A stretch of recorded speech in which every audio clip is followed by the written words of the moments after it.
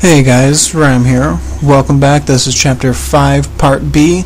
And again, we continue with the same type of fights. We're going to be doing dual katana UTs for the Lycans. We're going to be using 360 lunar ETs for the Gajas. And we're also going to be using the spear gun for the Gajas and the jellyfish.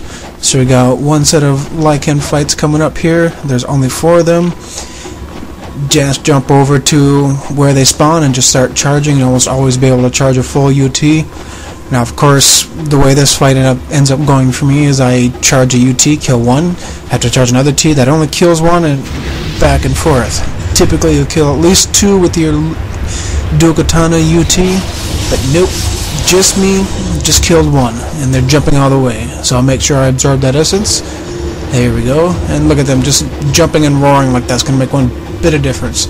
So I jump way over here, get them running towards me, and I see that guy holding the torso, and I let go before I get to him, or before the torso gets to me.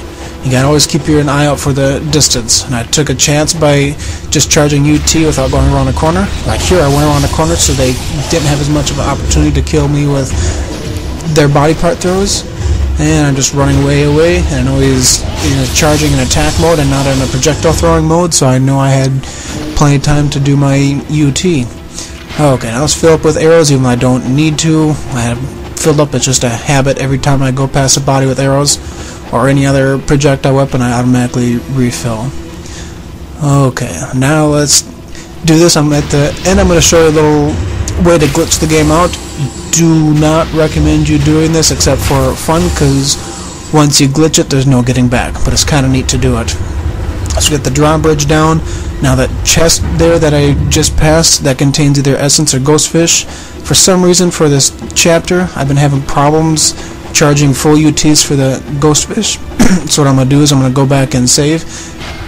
And then again, fill up with arrows. I'm going to go back and save, and I'm going to open that chest up and just try to get essence instead of ghostfish. I don't know what's happening, but they keep on biting me, where in the other few chapters I had plenty of time to charge a complete UT and just sit there and hold it, and they would do nothing. Okay, you can already see I switched over to the spear gun, and that's because the next few fights coming up are going to be jellies and gajas, so I'm just getting prepared for them. Okay, now we're going to dash jump back over to that chest, and if it's essence, I'll take it. It's 1,000 essence. If it's ghostfish, yep, habit. I don't know. Just always do it. So if it's ghostfish, we'll just kill him and take it. Doesn't really matter to me. 1,000 essence isn't that much. So there, now we got essence. Now we're going to jump up along the wire. We're going to get the life of the gods. I'm going to show you a neat glitch to try it on your own, but understand, once you have done it, there's no going back. You're going to have to reset your game. So open the chest. Now the trick is to make the glitch, jump up like that, get back on the wires, go all the way back across, jump down. Once you've gone all the way across and jump back down on the other side where you came from, the game is now glitched, and have a lot of fun running back. You'll fall down. It's great. You got to try it. Okay, these gajas, stay as far to the right as you possibly can. That way you have plenty of time to get them in their stun like that right there. Once they're stunned, they're not going to hit you, and staying close to the wall prevents them from sneaking around you as much. And you can also see that spear gun has a little bit of 360 protection for you. Okay, now I just pan around, make sure that there's no more, and let's go take care of the fun that are the jellies. Okay, let's put it back into fast motion, because there's nothing that requires any sort of strategy whatsoever. Just keep on monotonously pressing the B button till your thumb is about ready to fall off. Another thing I want to talk about in this chapter is more on upgrading weapons. Now I realize I'm not using a lot of items, and that's saving me a lot of money, so I'm able to upgrade my weapons earlier. If you know how to upgrade the Kasurigama, that's one weapon I consider to be a luxury weapon. Upgrade it if you can, otherwise don't worry about it. I don't use it too terribly much. It's just more of a fun weapon to use. The rest of the weapons, know your weapon strengths. There's a few weapons that are, in my opinion, a must to upgrade, and that's lunar to level 3. Other weapons are more towards your strengths. I happen to love the dragon sword. I'm pretty confident with it, so I upgrade that one quickly. The claws upgraded to level 3, as I said in chapter 3, because the flying swallow Zuno drop will kill a mage outright. Dual katanas is another kind of a luxury weapon to upgrade.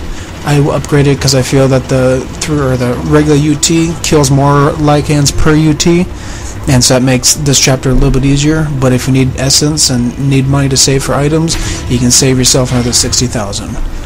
Okay, so now we got the live 1,000 gods. One more fight before the save, and it's going to be a bunch of lycans, so you can hear them coming at you. Nice. Remember me telling you those red lycans that seem to be the alpha ones are more aggressive? There you go. And you always angle the camera so you can see what they're doing, and aim your UTs, manually aim them with the analog stick.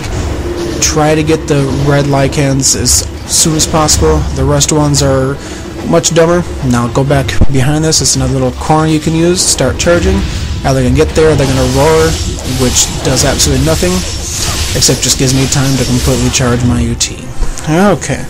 And again, there's a save point right here, so take as much damage as you want without dying. Go ahead and save and upgrade your health. Now it's time to fight 20 Gajas. And as you can see, I switched over to Lunar because Lunar is far and away my favorite way to fight these guys.